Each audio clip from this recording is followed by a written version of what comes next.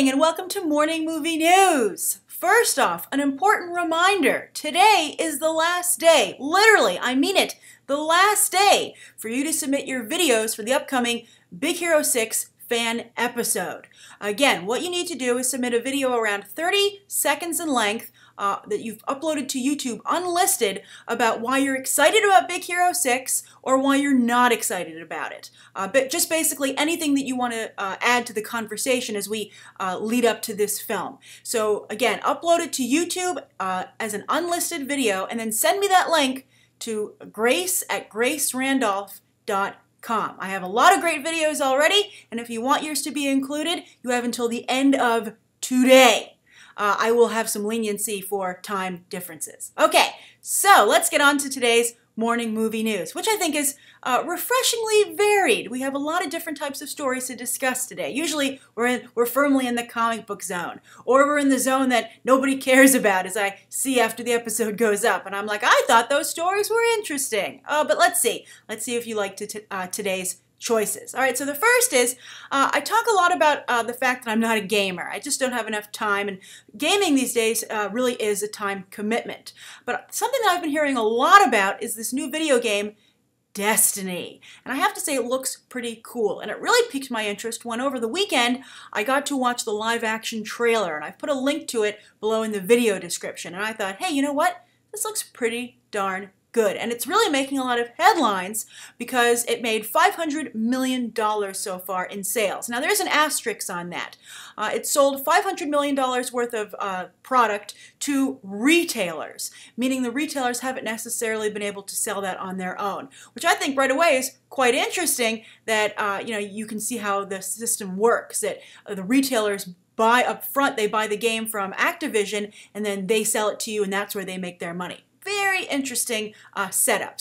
But $500 million worth of product is out there, and the game is making a lot of waves. So I'm curious as to when we'll be getting our Destiny movie, because this is from the creative team behind Halo, a company called Bungie that is now working with Activision. They used to be a division of Microsoft. Microsoft had acquired them, and they created the Halo series for them, which has become the hallmark game when it comes to the Xbox.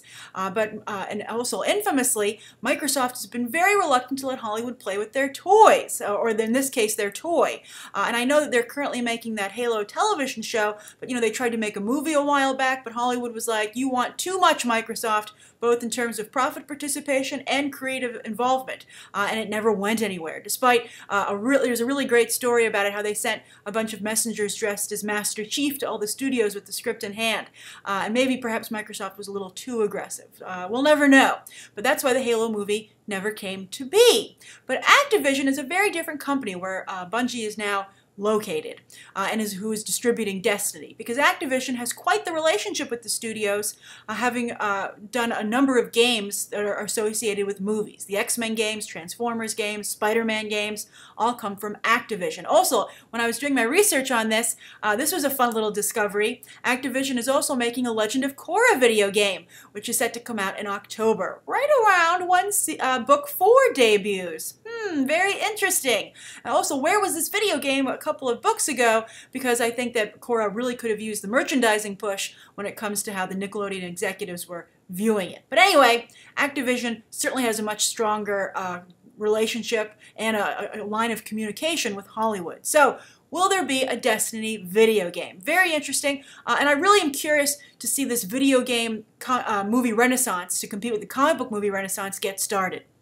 We've been talking a lot about it. Hollywood's been talking about it. There are a lot of movies on the horizon. Assassin's Creed is supposed to hit in 2015. There was that rumor about Robert Downey Jr. I do not think that's true, but we'll see, because it was really not picked up across the board, and even the site that originally published it took it down. I just don't think it's true. And I think he's really in the Avengers business right now. I mean, I know he did the Sherlock films, but Assassin's Creed, I think Marvel wouldn't be too happy with that. So anyway, you have that film coming out. There's supposed to be Splinter Cell with Tom Hardy. The Last of Us is being made, but that's a little ways out. So I think I'm just really excited for video games to get in here and start being competitive with the comic book films. Just mix it up, so we're not always just relying on one type of film. But if you, again, I highly recommend you check out this video game trailer. It looks very, very good. And I'm even excited in a Destiny movie, and I probably will most likely not play the game. Almost definitely probably not play the game because I just don't have that kind of time. But I'm curious, for any of you who've purchased it, do you like the game? Does it live up to the hype? Is it as good as Halo? And do you want to see a movie? All right, so that's the first story of the day. Now, the second story of the day actually came to my attention thanks to BTT viewer Malcolm Harris. Thank you, Malcolm. Malcolm sent me this story that was running on a few websites during the week, and that's, again, another little bit of an embarrassing situation for DC Comics. I don't want to say bad things about DC. I love DC. Batman is probably my favorite comic book property, only matched by the X-Men, which interestingly are about to come up. But we always talk about how DC is trying to play catch up with Marvel, and they're doing it once again. They're just that kid in school who keeps looking over everybody else's shoulder and just doesn't bother to come up with their own unique original ideas. So what are they doing this time? Well, after all the success of Guardians of the Galaxy, really one of the great success stories of the year, DC was like, why don't we have one of those? And so they've gone to their library of DC Comics and they've pulled out the Legion of Superheroes. Now, instead of somebody having a master plan like Kevin Feige, DC, I mean, you can just see all the problems. They're so obvious and apparent. So instead of a mastermind like Kevin Feige making sure all the pieces fit together and there's some kind of plan, DC has instead, they're going all Joker style with an anarchy approach to filmmaking, and they've sent the comic book out to a number of Hollywood screenwriters and their representatives, and they've said, hey, can you come up with something for this? If you can, pitch us. And that's really where that project is at this moment. Now, there's so many problems with this. I think there's a problem with the way the project's coming together, and I think there's a problem with the idea of just duplicating Marvel once again. That's how everyone's going to see it. And I think that DC, by doing this, only adds to Marvel's mythos, their legend. They're like, wow, look, this other big studio and comic book company just can't stop copying Marvel because that's how good they are. You know, it's like, hey, just don't give them the glory, DC. But also, I would say Legion of Superheroes is a very different property than Guardians of the Galaxy. I think Guardians of the Galaxy succeeded, and we'll talk about this more on Movie Math today, which will be back. But Guardians of the Galaxy, I think, succeeded because it has a mix of 70s and 80s nostalgia, which really tapped into a lot of people's, fun or inner kid or, again, nostalgia factor. But then also it was a group of anti-heroes. It was these criminals who redeemed themselves. And, it wasn't the goody two-shoes person. I think it made the whole team more relatable. And so I think that's the mix that worked out. And I think, interestingly, as you might have noticed, Guardians is not doing nearly as well overseas. It has yet to open in Asia, so that could totally be a game changer. But I think the reason it's not doing as well overseas as it is in the United States, it's the #1 movie in the US and number 7 or 8. I think it's going to jump up to 7 after this weekend worldwide. And that's because the same nostalgia factor isn't applicable to the rest of the world. They weren't listening to all those songs. They didn't buy all those toys. And so it just doesn't have the same pull. And I think that just underlines how much nostalgia is a factor there. And you can see Disney really hitting that hard. For instance, when you might have seen the trailer for their Disney Infinity Superheroes pack with Guardians of the Galaxy joining on. They did the Walk This Way Aerosmith song. I mean, I think they figured out the formula and they're using it effectively. So Legion of Superheroes, though, is more of a Boy Scout, Girl Scout kind of group. They're the X-Men in space, basically, but with really no soap opera drama. I mean, the X-Men get soap opera drama perfect, and so do the Teen Titans, by the way, which have been in the news. But and also I'd like to point out that the X-Men have been to space and done it quite well. But the Legion of Superheroes, they really kind of tie into the to Superman. Superboy's been on the team a few times, and the classic lineup is Cosmic Boy, Saturn Girl. Let's see who else here: Lightning Lad, Wildfire, and Chameleon. So, I mean, but again, this isn't a very compelling group of superheroes. They're all, as I said, Boy Scouts and Girl Scouts. I mean, there are a few rotten apples in the bunch. They even have their own version of Wolverine.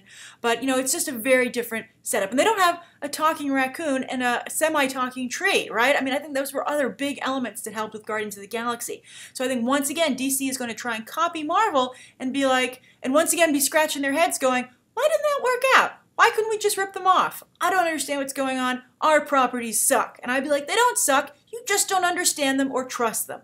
I would say that, I reviewed Batman Arkham Asylum, or Assault on Arkham, on Friday, and I really actually enjoyed that film. It was very mature, had a lot of violence and sex in it, but I think that maybe DC should try and just go that route. Why not try copying Sony for a change, and just like they're making a Sinister Six film, maybe they could make a Suicide Squad film, or just focus on the villains. Batman has such a great rogues gallery, the films often focus on that as well.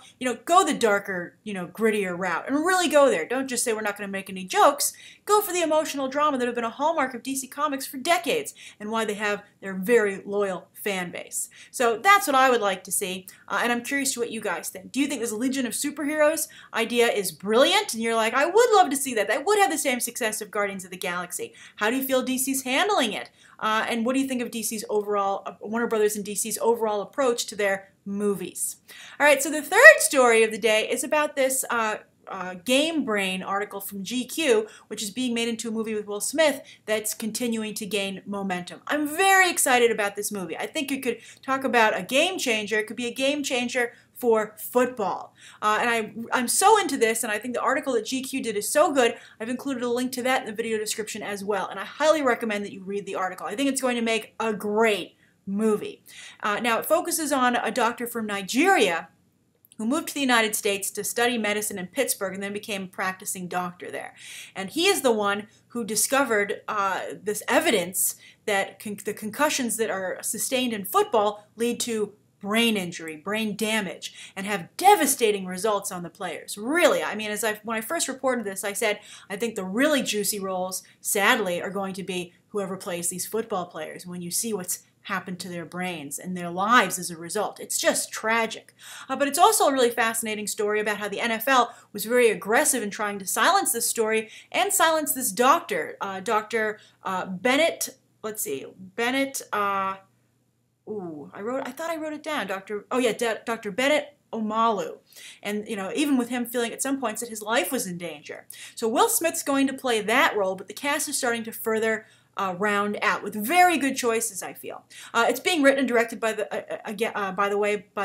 guy behind Parkland, that recent film that came out about the JFK assassination with Paul Giamatti and Zac Efron. Didn't make any waves, but I think he really landed himself a great project here, and it's coming from Sony. So Will Smith again is starring, and then Albert Brooks is joining the cast, which already includes Alec Baldwin. I think that's a great idea. And then Gugu Mbatha-Raw, who is really getting a lot of attention. She really broke onto the scene with Belle. Then she's in this upcoming Beyond the Lights, I think that's the name of the film, where she plays that, it's kind of like The Bodyguard, an update on The Bodyguard. And she's getting a lot of attention. I think this is a great choice for her and very exciting. And so I think this is going to be a really great movie. I think it's going to get a lot of attention. I think it's really going to be, and I think it's going to be an awards contender, kind of like Moneyball. Really great property. And Will Smith, wouldn't it be nice to see him in a really good film again? All right, so that's the third story of the day. Now, talking about award season, let's go into our viewer question. And this is from Matt Bullock. And Matt says, "Hi, Grace. I've been thinking of what you said regarding the animation category in the Academy Awards and how the winner of the award is based on the popularity of the film. Examples are Frozen and Brave. Just to reiterate, I talked about how a lot of people in the Academy, the voters, don't really want to take the time to watch the animated movies, so they just usually vote for, a company like Pixar that always wins, or what's being talked about, what, the kids who've grabbed the screener they got and watch it endlessly are seeing, instead of really trying to decide what's the best quality film." So Matt continues and says, "Thinking of this, I began to wonder of the other categories, and especially the Best Picture category. I feel the Best Picture category is also majorly influenced by the popularity of the nominees. In the past, there have been many movies that won the award but did not deserve the title based on its fellow nominees. A few examples of this are Shakespeare in Love winning over Saving Private Ryan and Chicago winning over The Pianist. So I was wondering, what do you think of this? Do you think that the influence of popularity can affect the winner? Thank you for your time." Thank you for your question, Matt.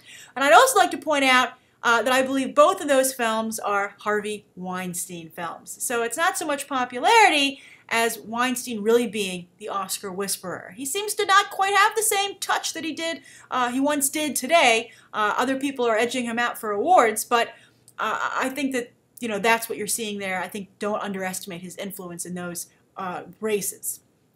But I think it's definitely true. But it's a different situation than what's going on with the animation category. Animation, the reason why I've criticized that is because I feel that that's like so off, it's like off the map, off the radar. These people aren't even making an effort. They're not trying to even hear what the buzz is about what the animation industry is excited about. They're just going based on the box office or, you know, mainstream attention. Really, so little respect for the category. Whereas it's a totally different situation for Best Picture. Best Picture is really about the industry getting together and deciding who they think deserves to win. And so many other elements are at play here besides the movie itself and the quality of the film. I think very often it's the producer and the Oscar campaign. I think it's also a lot of times the talent involved. And then, of course, the message is incredibly important. Sometimes a film will get a huge boost, like 12 Years a Slave, for the importance of its social message. And also, if it's groundbreaking. I think 12 Years a Slave got a lot of mileage out of the fact that it finally was a very honest and an area of grays, the way it depicted slavery. It wasn't the black and white. Slavery is horrible. Everybody who partakes in it is a evil monster, and it's just clear cut. Really horrible. You know, and people were either slaves or they were, you know, all black people were slaves and all white people were free. And it was horrible. And I think that 12 Years a Slave did such a great, sophisticated job of, you know, approaching what the real situation was. And that it was the sea of grays. And, you know, as I've said before, I thought it was fascinating to see, you know, free African Americans alongside enslaved African Americans. And that there were two categories coexisting. And how could that be? What must it be like to actually live in that scenario? Really, I think when you think of those aspects of the movie, no matter what you might think of its quality in terms of a narrative, it's impressive. And that really was a big factor. Then also, it's kind of like with all politics. If a certain film is getting momentum, you know, sometimes a movie you might be rooting for just falls out of the race, and your vote for it would be wasted. So you really have to see what it's boiling down to. It's usually a 2 or 3 picture race, and then the voters, the Academy voters, just decide which way they want to throw their vote. It's just the way things are decided, and it's the very political nature of the industry. Would it be nice if these awards actually went to the best movies? Sure, but then I would also caution you that while Matt, you feel that Shakespeare in Love didn't deserve to win over Saving Private Ryan, and Chicago didn't deserve to win over The Pianist, others might disagree with you and feel that the opposite is true, that those films were deserving. Also, pay attention to the fact that the Oscars like to divide up the wins to each movie, because The Pianist did take home, and I'm sure probably, I believe it took home other Oscars, but off the top of my head, of course, as we all know, it famously won the Oscar for Adrian Brody. He really made himself memorable the way he manhandled Halle Berry when he went up to get his award.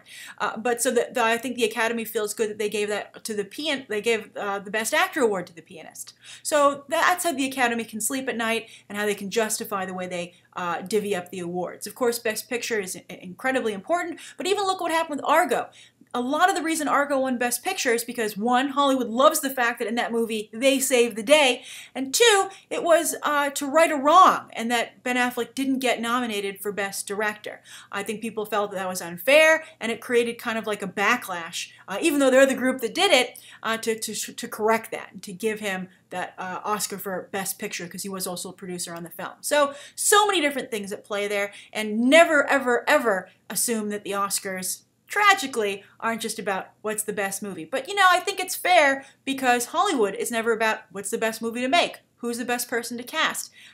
Politics play a hand in it, and I think you'll never be able to fully get rid of that. I mean, I know people might like to imagine a perfect world, but I think if you ever were to find yourself in that system or any system, you'll start to discover that there's a reason it works the way that it does. So we'll see. But thank you for your question, Matt. I definitely think that you're right about how it's not just quality that's being measured there, and I thank you so much for your question and the nice other things that you said in your comment that you posted. So thank you so much. Thank you everybody for tuning in.